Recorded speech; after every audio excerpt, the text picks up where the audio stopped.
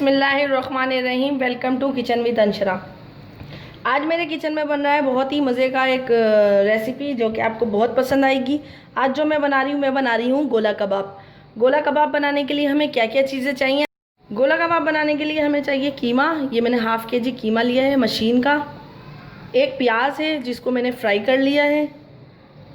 1 table spoon लहसुन है। Half table spoon अदरक है। 4 से 5 ये हरी मिर्चें हैं।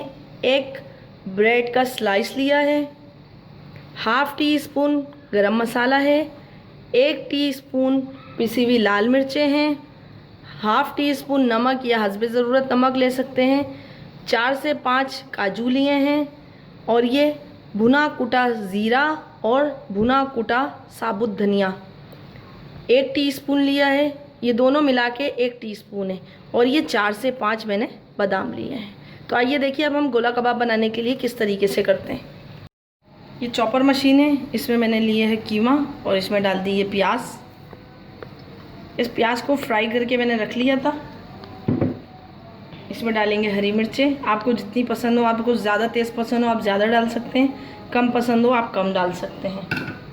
लहसुन अदरक डालेंगे पिसी हुई लाल मिर्चें, भुना कुटा ज़ीरा और धनिया, गरम मसाला, नमक, काजू और बादाम। और इसी के साथ हम ये ब्रेड का स्लाइस भी डाल देंगे इस तरीके से करके। ब्रेड का स्लाइस हम इसलिए डाल रहे हैं क्योंकि हमारे जो कीमे हैं गोला कबाब में बाइंडिंग होगी। अब ये इसको इस तरीके से करेंगे और इसको हम चॉप करेंगे। ये कीमा जो है हमारा पिस गया है। अगर ये कीमा बहुत ज़्यादा रूखा हो तो इसमें तकरीबन 2 टेबल स्पून आप घी डाल सकते हैं। तो मेरा कीमा जो है, ये जो मैं बीफ का कीमा बहुत ज़्यादा रूखा है तो मैं इसमें 2 टेबल स्पून जो है घी डालती हूँ। ये इस तरीके से हम ये इसमें घी डाल देंगे ताकि ये थोड़ा चिकना हो जाए। अब इसको दोबारा हम चॉप करेंगे। ये कीमा देखें बिल्कुल पिस चुका है अच्छी तरीके से। इसमें जो भी मसाले हमने डाले थे वो अच्छी तरीके से पिस गए हैं। अब इस कीमे को एक बाउल में निकालते हैं। गोला कबाब का मिक्सचर हमारा पिस गया था, इसमें मैंने डाली है हरा धनिया। अब ये हरा धनिया को इसमें मिक्स कर लेंगे, अच्छी तरीके से मिक्स कर लेंगे ताकि हरा धनिया पूरे गोला कबाब में अच्छी तरीके से मिक्स हो जाए। ये देखें इस तरीके से मिक्स हो गई है। अब हम इसके इस तरीके से लेंगे,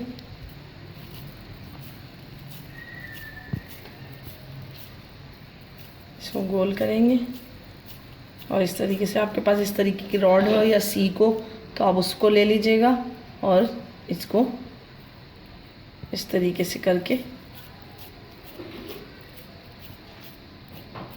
और ये इस तरीके से इसमें होल हो जाएगा। ये हमारे गोला कबाब रेडी है। इसी तरीके से मैं सारे गोला कबाब बनाऊंगी।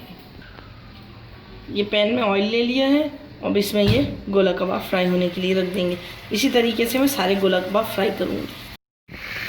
ये गोला कबाब हमारे बिल्कुल रेडी हो चुके हैं। देखें अच्छा सा कलर आ गया है, बिल्कुल अच्छे तरीके से फ्राई हो गए हैं और पक भी चुके हैं।